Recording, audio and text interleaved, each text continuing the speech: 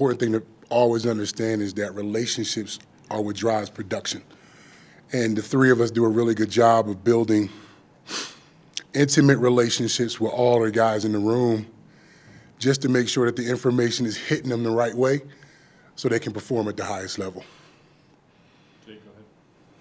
Hey, Coach. Jake Schwanitz, DMVR. Obviously Jordan and two of the freshmen coming in are from IMG, and with the time that you spent there, just how would you quantify, the impact of those guys and the impact that would have on recruiting for the future of the program from IMG?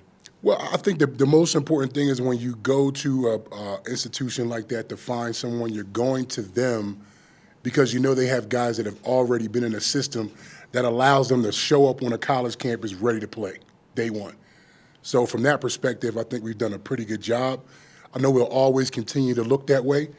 I mean, I think you guys know Coach, he wants to win right now, not right tomorrow. He wants to win now. So anytime you can pick up players like that that's already used to producing on a high school level at that level of play, it's always a good thing. Matt, go ahead. Hey, Coach. Matt Smith, Independent. How you doing, Matt? You were brought into the program for your leadership skills, leadership training, et cetera, et cetera. Yeah. Well, this is a huge transition for this team. I'm talking about specifically the players in the locker room, losing Shedeur and Cam and Shiloh and Travis. Almost every position room is going to have a different leadership tent pole, right? How do you go about, I guess, as a coaching staff? Do you let that develop organically?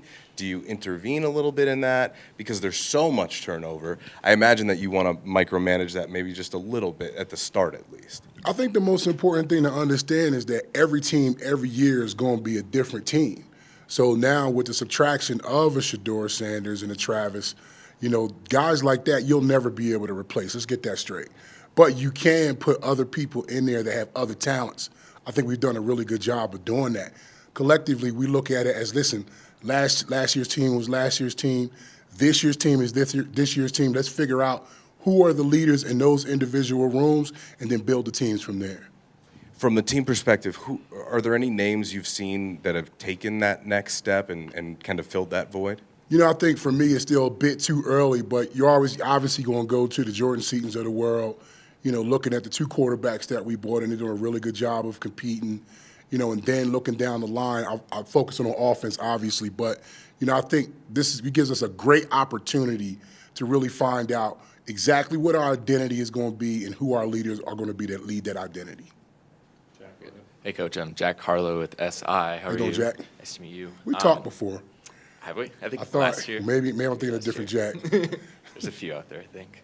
I wanted to ask you about Cash Cleveland, another IMG guy.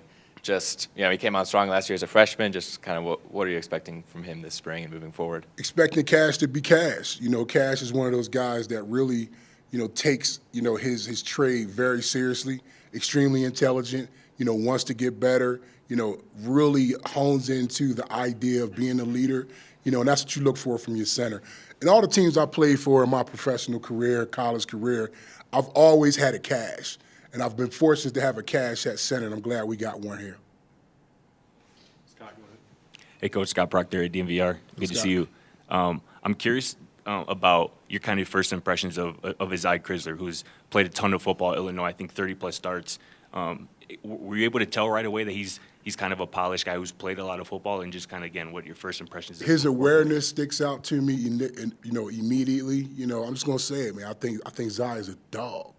Like, I really do. He really enjoys what he's doing. He comes and he asks all the right questions.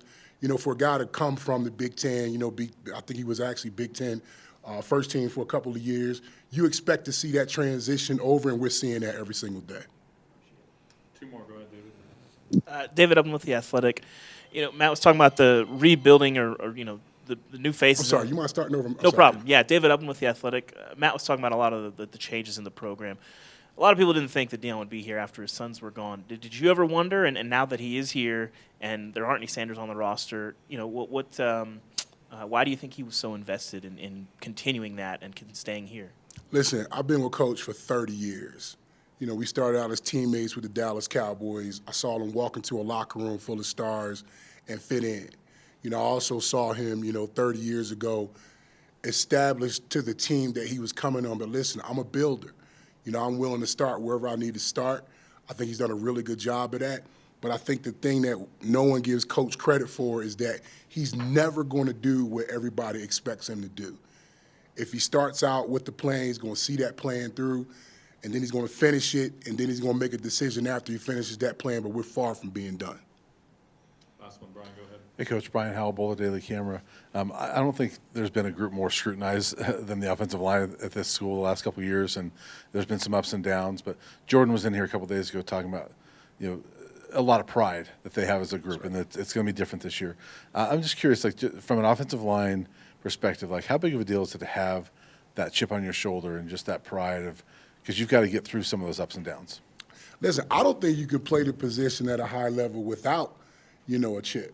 I mean, think about it. Other than Cash, none of us touched the ball the entire football game. And if I'm touching the ball as a guard or a tackle, something went extremely wrong, right? Right? But you do. So you do have to come in, with a certain mindset that, listen, my job is to protect. Keep people off of my quarterback, keep people off of my running backs, and help us move the chains. So the only way to do that effectively is to have that kind of chip on the shoulder, and I think a lot of our guys this year do, and they're doing it the right way. Is Jordan one of the guys leading that? Because he seems like he is. No question about it. In his second year, he's right where we think he should be as a sophomore. So I'm excited for him. Thanks, Coach. Good. Thanks, guys.